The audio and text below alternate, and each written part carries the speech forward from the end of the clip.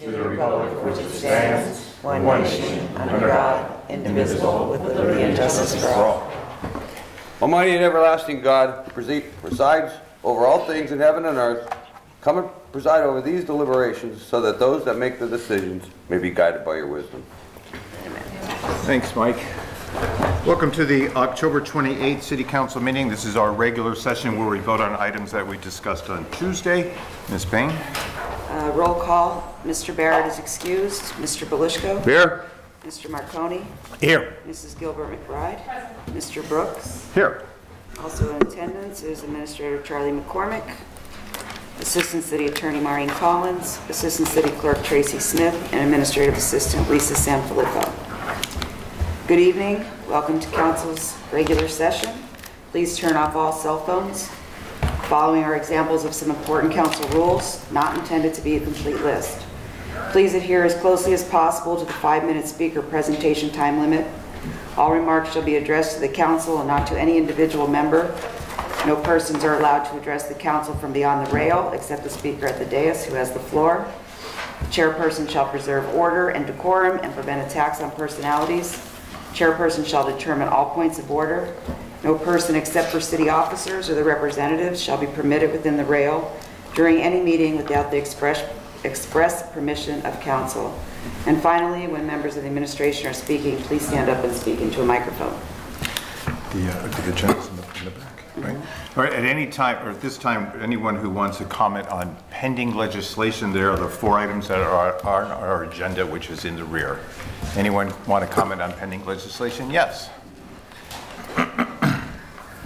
Angel Mathis, Wilkes-Barre.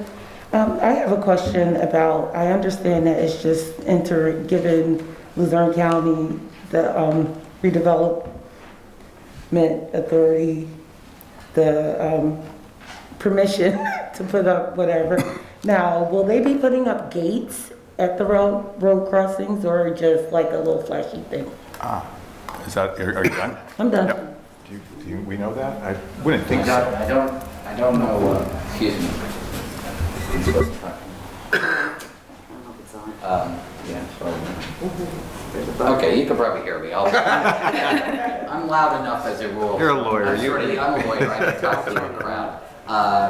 My understanding is they're the railroad company that sort of bought into this through the redevelopment and are upgrading all the crossings. I don't know if you've noticed that they cut back a lot of the weed back in there, and you see they sprayed down. They've upgraded some things along the rail line, and this is part of it along the crossings.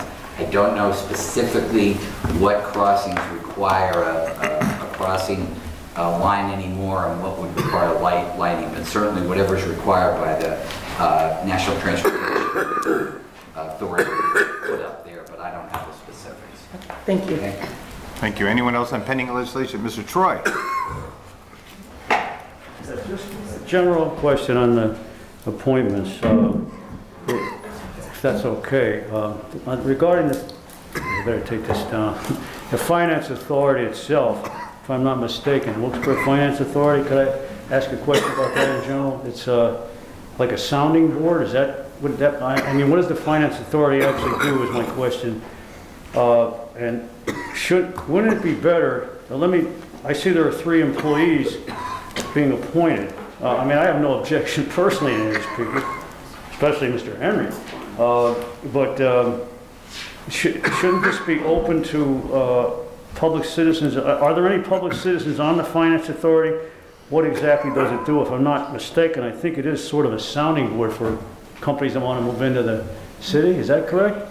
When you're done, all right. And then, as I said, I'm not saying these people are not qualified to be on it, but I'm just surprised that there are 3 employees and no. I mean, maybe somebody here would like to be considered. I know the mayor nominates these people, or the mayor are reappointing these people, and council has to approve it. But my question is, would it be more in the public interest to have regular citizens on this authority, and are there any on there now? That's all. Yes, thank you, Mr. Troy. Yes, there are public citizens on the Finance Authority.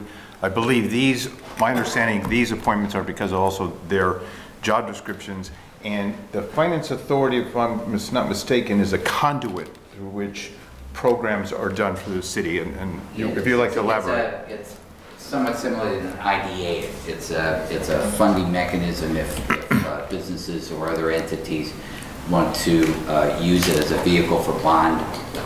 It's a vehicle for that. That's how it's set up. And it's also, I don't know the original designations, but there are city required positions. Correct. Which is why Brett is the finance director. So obviously if it was a bond related issue for a project in Wilkes-Barre or something, he'd be there. But the original setting up the orders on who was allowed to be in the authority, that's where it's there.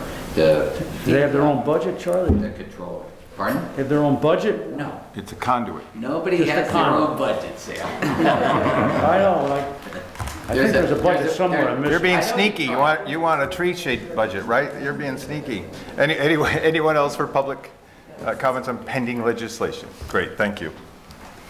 Okay, so now we'll take the vote on the consent agenda, which is the 4 items, 3 reappointments and 1 for the railroad crossing. So we need a motion and a second. Motion?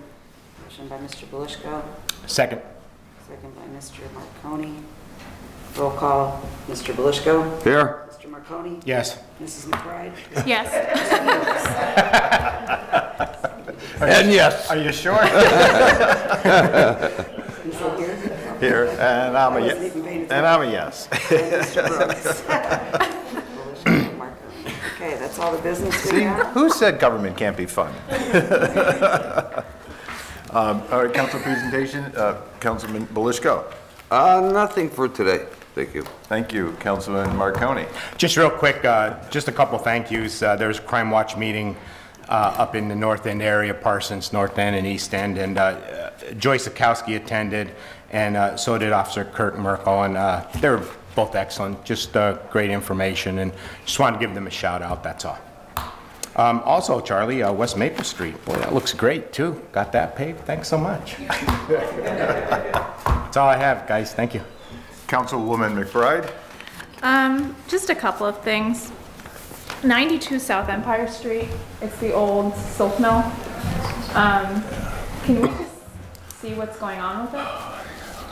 There's always interesting things going on with it. Yeah, that's been like through about 2 proposed developments and nothing's ever taken off. Yeah. I know we had a meeting about, I'd say about 6 months ago with the person who had plans, but I haven't seen anything, any update on them. So I'll resurrect it and see if I can track for you, okay? I don't think there's any, necessarily, well, currently, any health concerns with the building, but I would be interested to see if there's any, if the building's still structurally sound. So maybe if we could send someone out to see that. Sure. And then Kirby Park, I've been getting some people reaching out to me about, more specifically, the track area around Kirby Park to see if we could get some funds from the American Rescue Plan to kind of give that a facelift. It's in consideration, and a larger area of Kirby Park being rehabbed, and there's pieces of it, obviously, the mayor's playground area, the disabled, handicapped children access. There's going to be a significant modification of the access areas. That's going to begin pretty soon. And there's some funding also for making the parking lot and rearranging it so it's ADA, more ADA acceptable ramps. So there's going to be a lot of physical layout there. And there's some discussion about, and has been some discussion about accessing money for upgrading the softball, which haven't been touched in the area, and the track area. So that's certainly, Kirby Park, hopefully in the next 2 years, will be a completely different, very upgraded and very nice area. Okay. Various sources. I'm not saying the American Rescue necessarily, but there are other sources. Okay. And then, do we have an update on when the leaf vacuum's going to come through? I thought it was the first or second, no, it won't be, I don't think it's next week, but it might be the second week in November, but I'll check with Butch. Okay. And that'll be announced at think they announce it every year, if I remember correctly. But for some reason, I either have the second week in November in my head or something like that. Okay. Okay. That's all I have. Thank you. And usually, as anybody who's raked their lawns, it's never a great idea to rake your lawn too early because there's always a lot more leaves. So it's sort of a, I know that. you know, you have to have a few down. And the place looks a little different before we shade them around. Do you think you're going to send them through a couple of times? Oh yeah, it's Okay. usually they go through a couple times. Okay. Yeah. All right. Thank you. Thank you. Ms. Payne, do we have to vote on the minutes? They were all part of it. That was all part of it? Yes. Oh, okay. That's all. Good. And then my question, Charlie, I was just wondering if the city's been giving any consideration in green initiatives, particularly with solar panels, either on City Hall or, you know, the DPW building. So this morning I was watching the news where Seattle opened up their new hockey stadium for the Kraken. And it was an all huge, totally green building, and I was just wondering if there's something that we could possibly do in Wilkes-Barre. I'll check it out. Okay. Sure.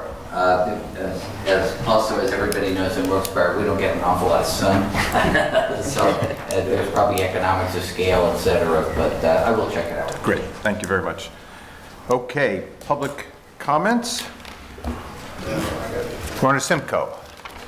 Hello there. Come on up. Okay. My name is Rhonda. I live in 35 Harry Street here in Wilkes-Barre.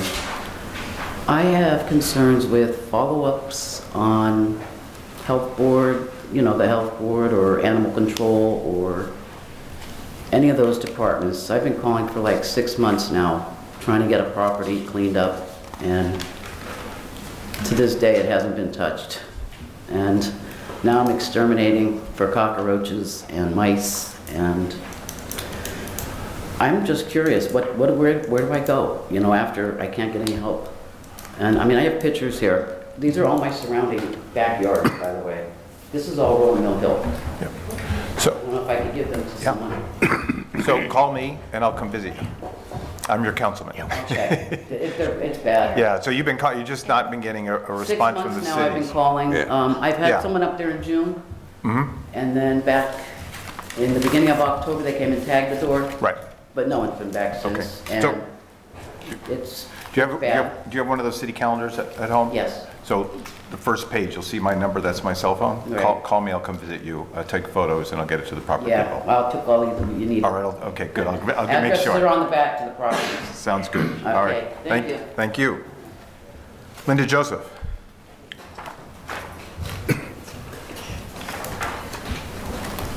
Linda Joseph, Blackman Street, Wilkes-Barre. I'm here before you tonight as the Secretary-Treasurer of the Wilkes-Barre Preservation Society.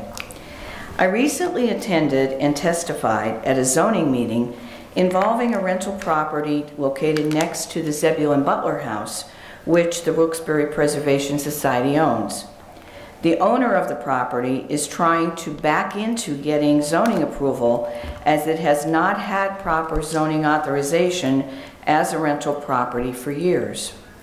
During that meeting, I had expressed that we understood that one of the zoning ordinances stated that not more than 4 unrelated persons can reside in a rental property. I was told by the zoning board that that was not true. I found under the Municipal Code of Ordinances for Wilkes-Barre the following titled Regulated Rental Unit. This is what it says. An apartment, specific unit, or an entire property within or as part of a building or structure occupied by not more than 4 unrelated persons under a rental agreement within the city of Wilkes-Barre, which is not occupied by the owner and which is used as a residence. So we're just looking for clarification as to what is the actual rule on how many are allowed to live in a house unrelated. McCormick?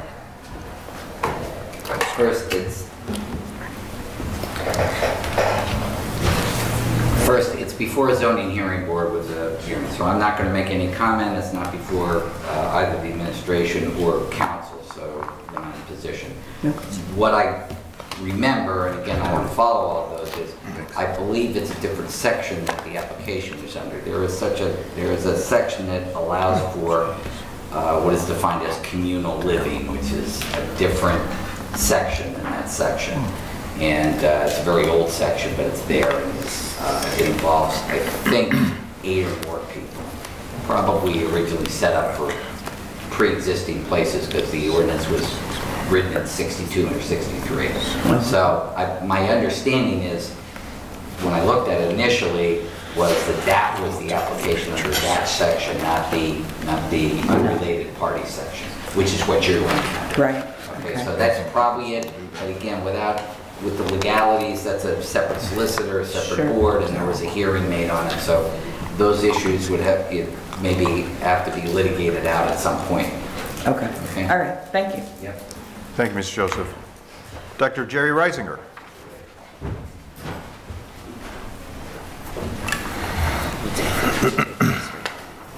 It's great to be here again, talking about our riverfront. I want to speak about my friend Richard Hosey that died in my arms of a heart attack, fighting heroin crime in Kirby Riverfront Park. And I'm still fighting that fight to make that park safe, which is not safe today. And in fact, there's many campsites in there illegally and a threat to our community. And I'm wearing this shirt tonight because I'm working with a group out in Eaton Township. We just restored a 24-acre park. It used to be a roadside rest. It was a beautiful family picnic area along the stream there, Bowman's Creek. I grew up swimming there, and it became overrun with criminals for 2 years. Total devastation to the park. They had to shut it down, and the state gave it to the township to restore. And the township called me and said, we know that this is a sacred site, and I know that you represent the Seneca Nation Sacred Site Committee. Can you help us develop this park? And we did. It's a beautiful park. And the thing about that park is that it's exactly like Kirby Park. And Kirby Park along the riverfront was not a zoo, okay? It was a tremendous cultural family park with bandshell and beautiful arboretum and herbs, and it has a tremendous Seneca history, because that was our main village there, Cataraquin, where we formed the first matriarchal democracy in the world. Was formed in Kirby Park, okay, and this is all historically documented. It's amazing that the entrance to Kirby Park now, there's a circle there, and it's sort of symbolic of the council area. There were 4 large sacred elms that we used to meet there. All the nations would come together in peace. And the reason why it was Wyoming Valley, because Wyoming Valley was called Indian Paradise. It was so beautiful, absolutely beautiful and lush, and that's why the Europeans stole it from us, because it was so lush and beautiful. And we're living that legacy today. And the reason why there's eagles on the Market Street Bridge, we don't call it the Market Street Bridge, we call it the Memorial Bridge. Because it memorialized with a tremendous great friendship that Seneca and the Iroquois had with the founding fathers, the Butlers, and all the people that came here. We gave you the democracy that you have today. We met with you in council. We gave you Iroquois names. We were brothers in peace for 100 years.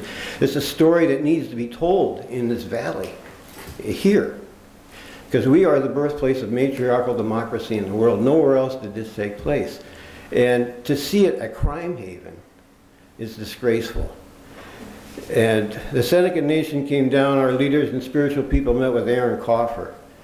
Aaron's a big supporter of our Native history, and so is President Biden, and so is the legislation that's involved in Washington right now. The Secretary of Interior is a Native American, and our government now is waiting for us to wake up and develop this park into a safe, beautiful cultural experience for our community, instead of having people raped, drug dealing, people murdered there. And just, it's a disgrace, and it's a disgrace today. I had to call the city to say there's 4 campsites over there. They're going to get flooded because the river's coming up, okay? And we were over there with my son the other day, who's a landscape architect, beautiful.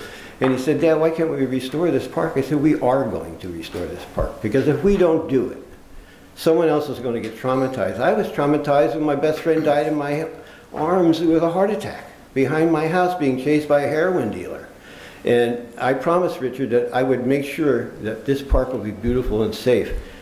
And this is a beautiful picture of the beach that you probably have never seen. I know you're on city council, but I know for sure that you've never been to this beach. It's the most beautiful beach on the whole Susquehanna waterway. Very historic. This is where our village was. And this is where General Sullivan, with 3,000 troops clicking of whiskey glasses, cursed the death and destruction of our society. The people that gave this government matriarchal democracy. So this is a history that we need to really develop for our community and bring pride and integrity back to the riverfront instead of crime. It's disgusting. And so I'm representing the group that worked together. I'm a volunteer, and that's all we need to do. Is we just work together. And I know we have COVID money coming in, and I know President Biden likes Native history to develop. And I think now is the time that we have the money and the energy to do this project. And I want to thank Tony Brooks for helping motivate this for many years. And we have some speakers here tonight that are going to speak about their experience in the park and what we need to do. But I'm also waiting for a call from the mayor. He promised that he would meet with me once I put numbers together. Tell the mayor I have numbers together. Thank you. Dr. Reisinger, you know, I'm glad you mentioned about us modeling our democracy after the Iroquois Confederacy. You know, there's a painting at the Luzerne County Courthouse of the Albany Congress of 1754 where Benjamin Franklin got the idea for the Articles of Confederation from the Iroquois. Right. And you're absolutely right. We have a debt of gratitude that we should show them that we learned from those 6 tribes to get along so that our 13 colonies can get along. And right. I applaud you for saying that. And as I think you do know, I have a meeting with your son coming up with Butch Friday on Friday. Right, thanks. Thanks, sir. Yeah. Berticola? Did I get that right? Acolto, yes. Acolto. Yes. Thank you, sir. Yeah, I'm here speaking in behalf of the Seneca Nation of Indians. The doc called me and told me what his plans were over there. Now, back in 1986, 87, and 88, I was part of the construction company that put the filter system in on the levees from 44 all the way down to Plymouth and Solomon's Creek area. It was 10 miles we did. And in the process of doing that, I was in charge, so I would cover the whole 10 miles every day. I seen where the archaeologists and also antique scalpers, robbers, whatever you want to call them, digging up artifacts along the river where we were working. So it should be cleaned up and controlled more like the doc said. And I also was looking at the river aspect of it. The trees down there are just blocking the water from coming through. If you go look underneath the Market Street Bridge, on the other side you could see that there's debris all over, trees, and that's stopping the water, and that's going to back up. And every day, more and more construction upstream is taking place, pavement, new buildings. Water has nowhere to go but into the river. So every year there's going to be more and more water, and it's going to come over sooner or later unless you open that up, get the trees, get the rubbish out of there. Like the doc said, you'll have a nice park area in there. There's historical meaning behind it. It's a no-win scenario. If you get it done, it's going to save lives and safety right there. That's all I have to say. Great. Thank you, Bert. Camila Ramirez? Did I get that right? Yes. Thank you. Yeah, Camry. Hi, my name is Camry. I am a walker, runner, and more importantly, a business owner in downtown Wilkes-Barre. I'm here to also talk about the riverfront. We are a destination location restaurant, and we have people come to us and they say, what can we do in Wilkes-Barre? Like, where do we go? And I want to tell them and say, like, our river is considered the oldest river in the world, or one of the, you know? Go down to that park right there. Let's like learn stuff about our river and our location. But I don't feel comfortable. I don't feel comfortable telling people that there is a trail. I think the trail is, there's signs saying like, come down into this area, check out our nature area. And I just went down there last week and I did not feel safe. I felt uncomfortable. I felt like I was walking into another person's home. And I know like they're watching me as I'm watching them down there. And I just think that it's misguided with those signs. And I'm here to ask all of you to please team up with us and help us get that area opened up so people do feel comfortable going down there and riding their bikes. I've talked to so many people. I love Kirby Park. I go there so often. And I asked them, like, do you go on the other side of the dike? And they're like, no, I will not go. I will not go on that area. I'm terrified. And I totally understand. So I just want to say hello and please help us. What's your restaurant? Nucleus Raw Foods. Oh, wonderful. Yep. Yep, right on downtown Public on the Square. We love it there. We're happy to be in Wilkes-Barre. Thank you. Thank you. Did you say there's homeless there? Yes, They're yeah, camps, multiple camps, and actually, I know that was an issue at one time. they're built, like there's structures being built, like the trees are being taken down and structures are being built down there right now. Wow. And there was a section, I believe, more close to Edwardsville where there was like a massive fire, and like we document it, we have footage, because we love that area. And the Susquehanna, like, we need to be talking to people about the power of the Susquehanna, the mighty Susquehanna. They can be proud of it. So, thank you. Thank you very much. Thank you. Danielle, is it Gorgon or Gorgon? Very good. Thank you. Hi. Hi. I'd like to thank my brothers and sisters on the council for your time. Also, thank you to my brother, Dr. Jerry Reisinger from the Seneca Nation of Indians for remaining steadfast toward his life mission of helping grandmother Susquehanna heal from the damage human beings have inflicted and continue to inflict upon her. My name is Danielle McRogan, and I own Nucleus Raw Foods on Public Square and am a resident of the Wyoming Valley. I'm not too sure how many of you know this, but Grandmother Susquehanna is considered the oldest river in the world. Mother Earth has blessed us with her presence within this valley, and it is our duty to figure out how to respectfully coexist and create an alliance with her. All along the banks of Kirby Park, Nesbitt Park, and up to the Cross Valley are remains of Native American villages and burial grounds. These are sacred sites to our red brothers and sisters, and we have failed them miserably. These burials will continue to have raw sewage dumped on them and will continue to erode into the river if the status quo does not change. From mine seepage to fracking seepage to raw sewage to criminal activity, it is clear the river's well-being is under attack.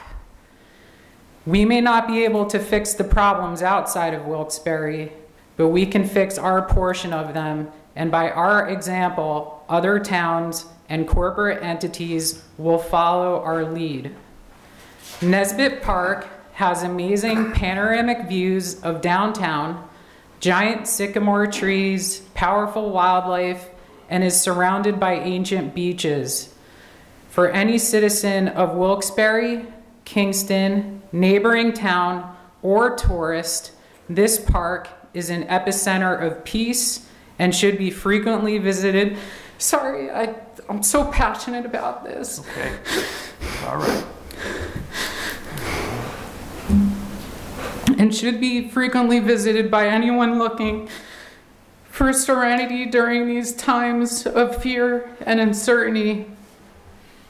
Excuse me. Here is the definition of a park: an area of land, usually in a largely natural state for the enjoyment of the public, having facilities for rest and recreation, often owned, set apart, and managed by a city, state, or nation.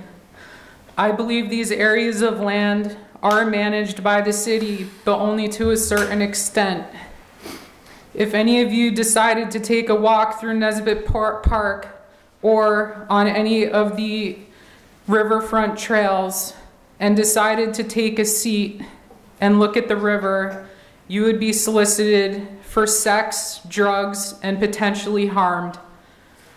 I know this because people who lurk there all day have approached me while I was trying to enjoy the beauty of Wilkes-Barre's parks and wildlife. I no longer feel safe to walk in Kirby Park, Nesbitt Park, or along the river because I am in fear of my life. If I do not feel safe, then how can we expect our community's children to feel safe? How can we even call these parks? In closing, thank you. In closing, these last 2 years had offered us an incredible opportunity to look inside of ourselves and heal our mind, body, and spirit. As we come together to heal the Susquehanna, our community will begin to heal on a large scale. Once our riverfront is safe again, it will offer people who are stressed a place to find relief, people who are mourning a place to mourn, and people who need an escape from the confusion of this new reality, a place to escape. I thank you again for your time, and may peace be with all of you. Danielle, thank you for your passion. I am sure Mr. Kirby's rolling around in his grave right now for the wonderful donation he gave us back in 1920. And I have to say, I'm embarrassed at the state of the park, and we will look for every opportunity to partner with all of you to bring back a pristine Kirby Park. Thank you. Thank you, we're grateful. Jordan Ramirez. Hi everyone. Yeah, they all said it really well. I'm with those guys. I want to thank Tony. Tony was a part of our documentary that we filmed with Jerry Reisinger. We'll be releasing it next month. And I think we covered the spiritual side of things, the holy ground that's there. We covered the potential risks that you would take going down there. But like, I think the one thing that we might have just glossed over is the huge potential for that space as a means for growing the city into something more than it could ever be without a recreational area with, you know, woods and a river that can actually be taken advantage of. I know Dr. Reisinger used to have rowing races on the river, which I can't even imagine what that looks like, because that's kind of the sort of event that would bring a lot of people together. I think that would completely change several individuals' lives. I think it's an amazing sport, and I think that would be something that we should definitely consider bringing back. Additionally, we've seen in our travels, me and my wife have seen so many parks that are similar, you know, alongside the Susquehanna River and throughout the country that are doing it so well, and it doesn't seem that complicated. So we sat down with the Secretary of DCNR, Cindy Adams-Dunn, and she was talking about the Olmsted concept, and Tony and I, we spoke about the Olmsted Foundation and all the amazing things that they had in store for that area. And of course, the flooding posed a huge, I guess, obstacle to that whole process. Obviously, we can't do exactly what they set out to do. But in terms of events, sponsored events, educational like plaques and stuff, educating people about the native history and the settlers' history in this area, plus the rowing races and access to that waterway would be just, I think, huge, especially for young people in Wilkes-Barre. Because otherwise they have to go somewhere 20 minutes, 30 minutes away, and if you don't have a car or something, you can't experience the woods, and you gotta experience the woods. So if Yeah, I'm standing here in solidarity with these people, and especially Jerry, who has been at this for 35, 40 years. And his partner, who can't make it here because he's 91 years old. They both are absolute firecrackers of human beings, and he would say he would be very upset to die without seeing it cleaned up. And I don't know how much time he has. And his name's Charlie Urban, and he fought again with the Susquehanna River Watch. Yeah. So I will say that we're going to reinstate Susquehanna River Watch as a volunteer organization with the blessing of Jerry and Charlie, and that we encourage anybody on the council, anybody in this room to join us in making that a beautiful place. Thank you. Great, thank you, Jordan. Angel Mathis.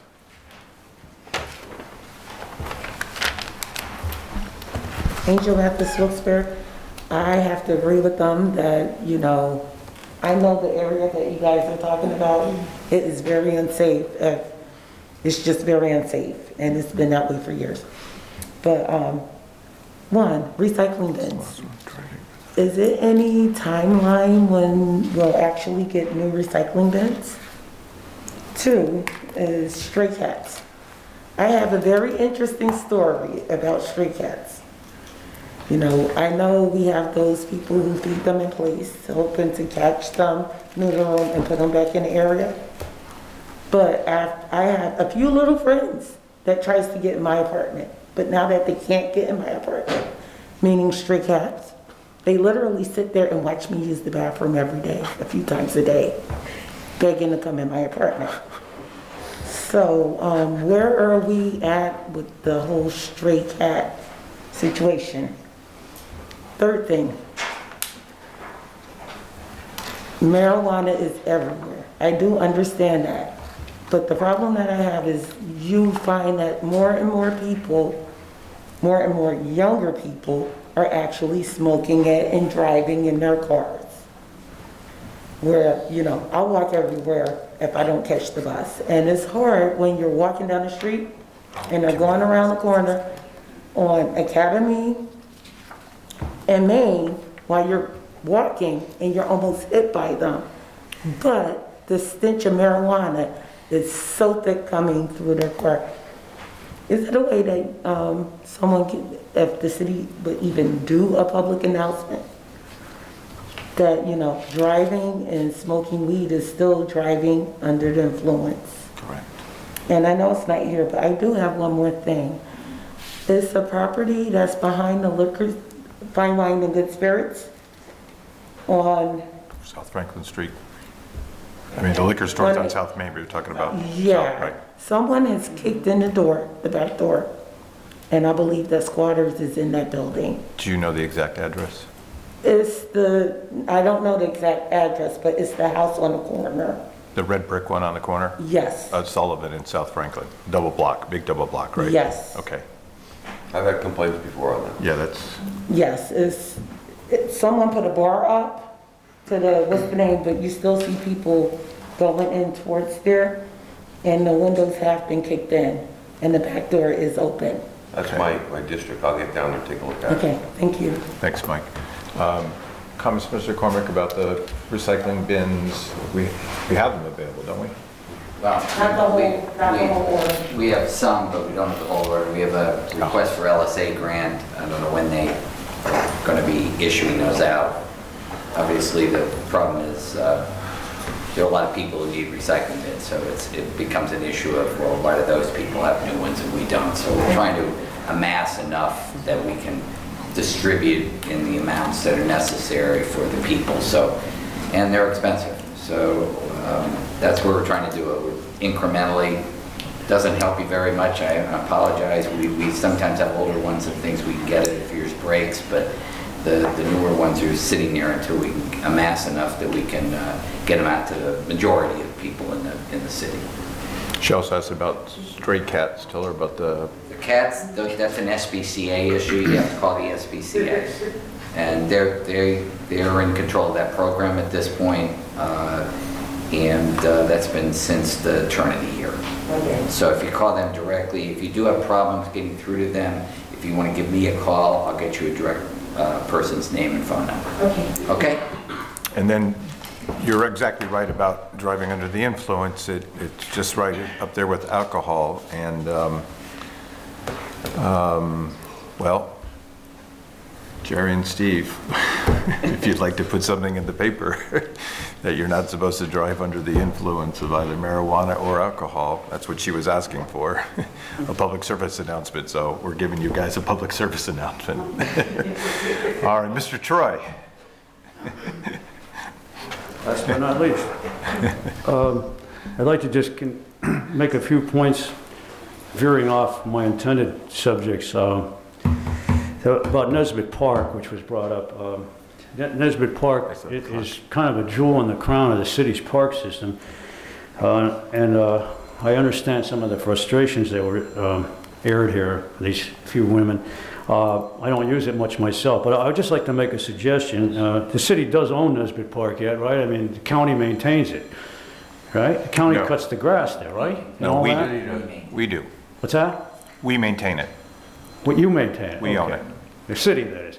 Well, I think that years ago, I guess this goes back quite a way, but there was no access road, which goes up, as you know, from that turnoff right across from Wells Fargo Bank on Pierce Street and goes over the dike. I would strongly suggest that this body, being an environmentalist, you know, and somebody who's concerned about the park system, that this park, all the parks are closed from sunset to sunrise, correct?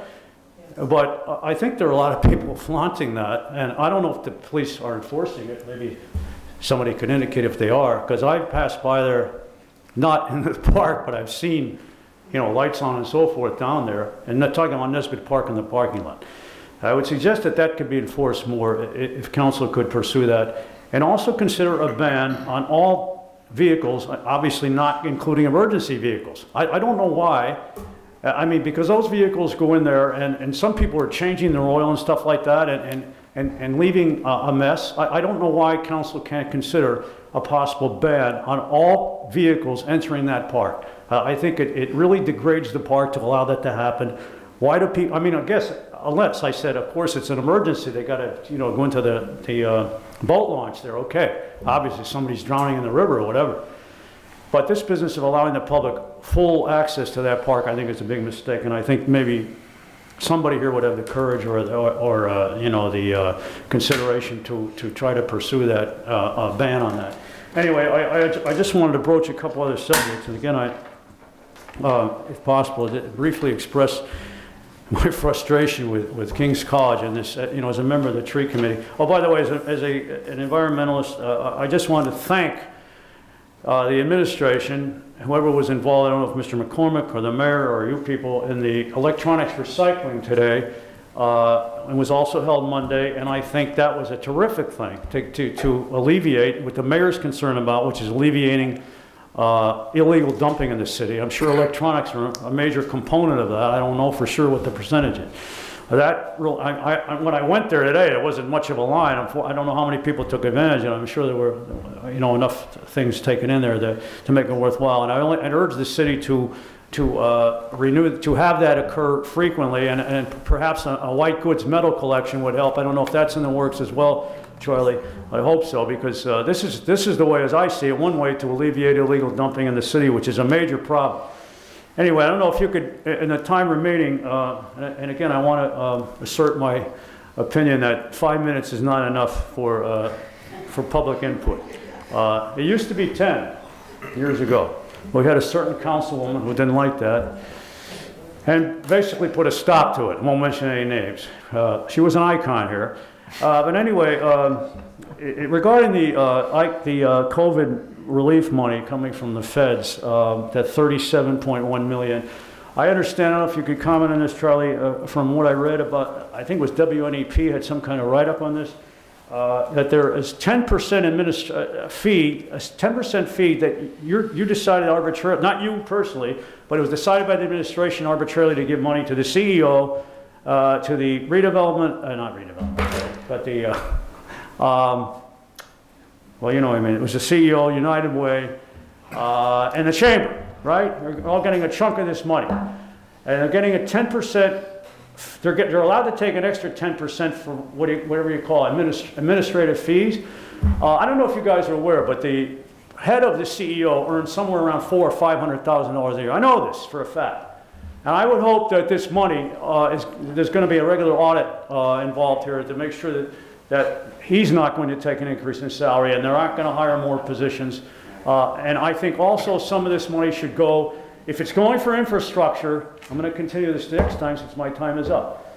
If some of this money is going to go for infrastructure in the city, we could eliminate the recycling fee and the sewer fees. Thank you. So, Mr. Troy, on that administrative fee, that's set by the Biden administration and the federal government, that was not set by the mayor. It was Biden's... Yep, that's set by them. That's part of the federal rules and regulations. And we're still waiting for the federal government to approve the ideas that will be implemented by the United Way CEO and the Chamber of Commerce. So we're still waiting for that. So nothing has been given out yet. That's one more question. Are they set the parameters? Or? They set all the parameters. So we can only follow what the federal government but CEO themselves as well. Say again? Yeah, they set all the guidelines. We're waiting for approval. They set the guidelines, and that fee is set by the federal government. I'd like to see the guidelines. We would too. Thank you, Mr. Troy. Can I just ask anyone one else? Yes.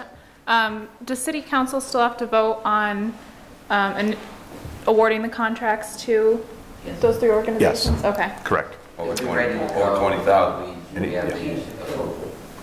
They'll be ready to go and they'll be before council. Okay. Once the guidelines are issued from the federal government? Yeah. Okay. The final treasury rights. Okay. Thank you. Thank you.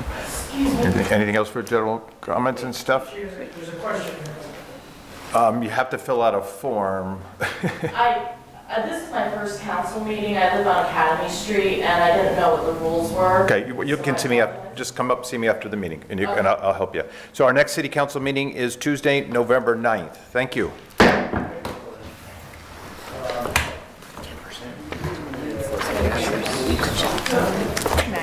Well, no, I knew that there was going to be an administration. Right. Yeah. You guys can. Yeah. Tony's gonna take. Okay. Yeah, that's fine.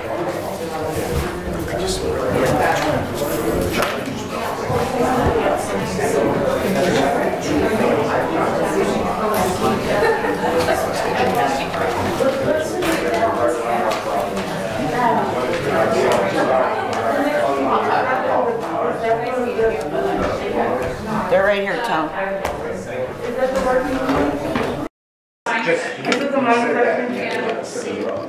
Yeah, I'll need that. I've seen the cable today because I saw it. It gets faded. No, this one did.